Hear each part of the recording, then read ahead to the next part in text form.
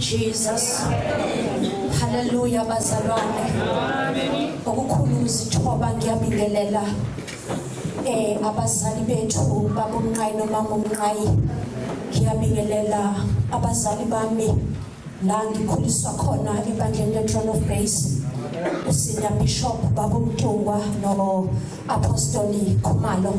Ngiyabingelela kuyo yonke leadership bazalwane. Omama bami bantu abasha ngiyabingelela, mphathi wohlelo ngiyabingelela.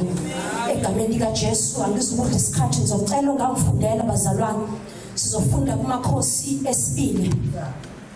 Makhosi esibili sahluko esesibili.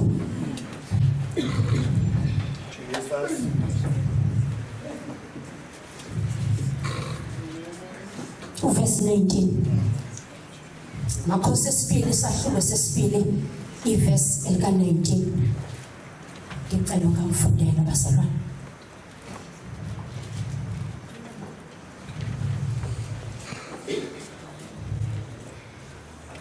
Kepha abantu bomuzi bathi ku-Elisha, bheka isiza somuzi sihle njengokuba inkosi ibona, kepha amanzi mabi, izwe liyakubhulubisa.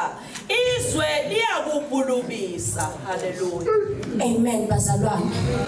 Njengoba sazi sonke bazalwane, njengomuntu ofuna ngo1 kodwa ufisa ukuthi umlayezo ufike kubo bonke abantu, umlayezo ophuthumayo. Njengoba bazalwane sazi ukuthi Elisha was a prophet bazalwane. So ke kunezwe babekulo nabanye abathile, then wafika isikhathi yena asuka wathi abalinde kulelozwe. Ma esebuya ebafika they are complaining manje.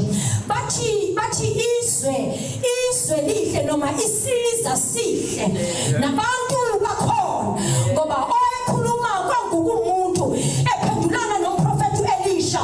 Uthi lo muntu mayephendula umprofeti uthi isiza sihle abantu they are present as today kuzo anointwa a man of God ezoqhubha ibandla abantu bakhona isiza sihle ibandla lihle kodwa amanzi ayaphulubisa.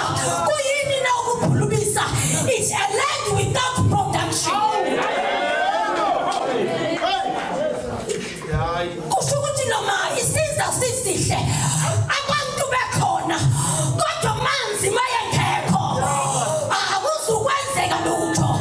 Namhlanje we are introducing amanzi okuphila akukuJesu Kristu.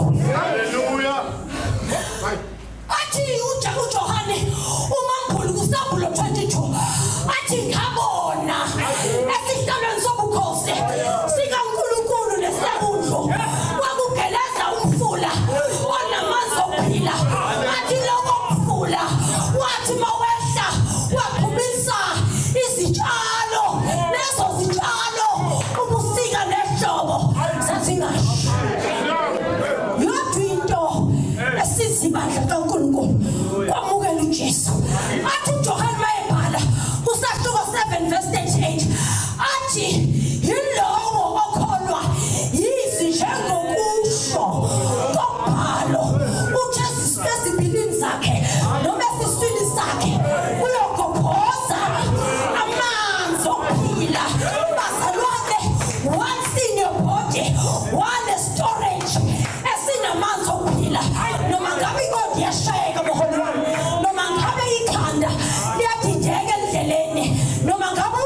unyawo asavuma ukuya phambili kodwa when the storage is right izo supplier iyophilisa ingqondo yathi into sisimuntu endleleni manzi okuphila kuJesu Kristu without Jesus Christ ibandla ngalihle isiza the land ingaba expensive for umhlaba ungaba expensive abantu bebebahle lethi apostoli kodwa manzi bayengekho those things doesn't matter ngoba it is unproductive